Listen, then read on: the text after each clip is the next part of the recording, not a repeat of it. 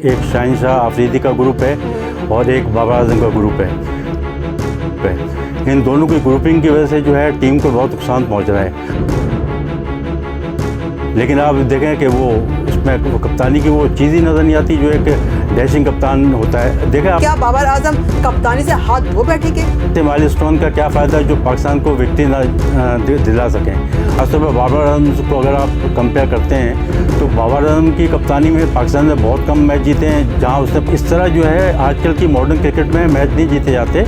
और अगर माजी की उसके मैचेस उठा के देखें तो कभी भी किसी बॉलर को अगर मार पड़ी होती है तो वो भाग के विकेट के पीछे से जाता था और जाके बॉलर्स को जो है वो मोटिवेट करता था। उस खबर ने ये जहमत गवारा नहीं की कि वो आमिर को आकर कुछ टिप देते या समझाते।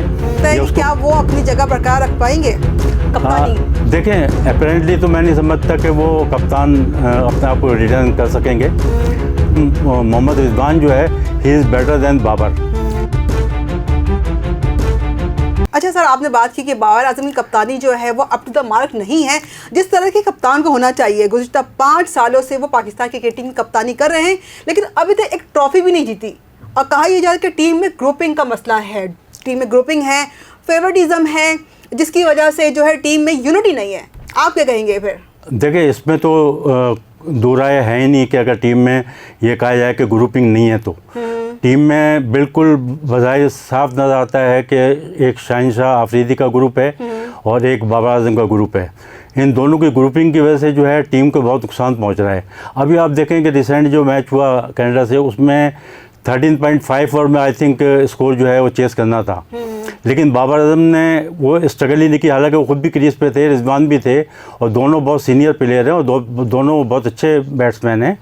और अपोनेंट की बॉलिंग जो थी वो भी इतनी कोई ख़तरनाक नहीं थी कि वहाँ पे कोई भारत की कोई बॉलिंग लाइन थी, इतनी इजी बॉलिंग थी, लेकिन उसमें उसकी एम्बिशंस ही नज़र नहीं आ रही थी। उसको ये नहीं पता था कि हमने 13.5 ओवर्स में जो है टारगेट चेस करना है to be safe side next यानी कि इवेंट के लिए।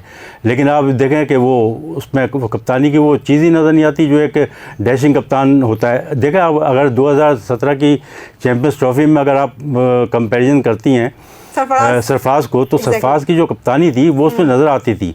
और उसमें जब फाइनल हो रहा था भारत से, तो उसमें इवन भारत के मैंने खुद रवि शास्त्री और सुनील गावस्कर के कमेंट्स सुने थे कि जो है सरफराज जो है ये बाजी पलट सकता है क्योंकि उसमें कप्तानी के जरासीम बहुत अच्छे हैं। और आपने देखा कि पाकिस्तान जो है चैम्पियंस ट्रॉफी जीता।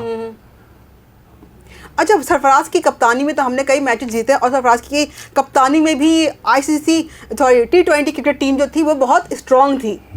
पाकिस्तान जिस वक्त सरफराज साहब गए, उन्होंने बरतरफ हुए, तो उस वक्त पाकिस्तान क्रिकेट टीम जो आईसीसी T20 रैंकिंग में नंबर 1 टीम थी और इस वक्त सूरत हाल ही कि पाकिस्तान 7वें या 6ठे नंबर पर मौजूद है। तो मुझे ये बताएं कि साबिक क्रिकेटर्स भी वो कह रहे हैं कि बाबर आजम की कप्तानी जो है वो सही नहीं है। इवन के अहमद शहजाद भी कह रहे हैं कि उनके रिकॉर्ड इतने अच्छे नहीं जितने मेरे हैं। तो अब मुझे बताएं कि क्या आप समझते हैं कि इस सूरत हाल में क्या बाबर आजम कप्तानी से हाथ धो बैठे के? देखें, उसूली तौर पे तो जो बाबर आजम की कप्तानी है वो अहमद शहजाद के कमेंट्स में सुन रहा था कि वो स्टेट्स बता रहे थे, तो इसमें कोई दो राय नहीं है कि उसके स्टेट्स इंडिविजुअली तौर पे बहुत अच्छे हैं। उसने पाकिस्तान के लिए बड़े माइलस्टोन अचीव किए हैं, लेकिन ऐसे माइलस्टोन का क्या फ़ायदा जो पाकिस्तान को विक्ट्री ना दिला सकें। अगर आप कंपैरिजन करती हैं विराट कोहली से और दीगर बड़े प्लेयरों से, तो रोहित शर्मा को देखें, उनकी अचीवमेंट जो हैं वो पाकिस्तान से कहीं ज़्यादा बेहतर हैं। ख़ासतौर पर बाबर आजम को अगर आप कंपेयर करते हैं तो बाबर आजम की कप्तानी में पाकिस्तान ने बहुत कम मैच जीते हैं, जहाँ उसने 50 भी किए हैं, तो मालूम है 40 बॉलों में 50 किए हैं या 55 बॉलों में 50 किए हैं। तो इस तरह जो है आजकल की मॉडर्न क्रिकेट में मैच नहीं जीते जाते और ना ही मकसद टीम को आप विक्ट्री स्टैंड पे ला सकते हैं। जहाँ तक सरफराज की बात है तो सरफराज जो है था वो एक डैशिंग कप्तान था, उसमें एग्रेशन बहुत था और वो सिला मशवरे से चलता था।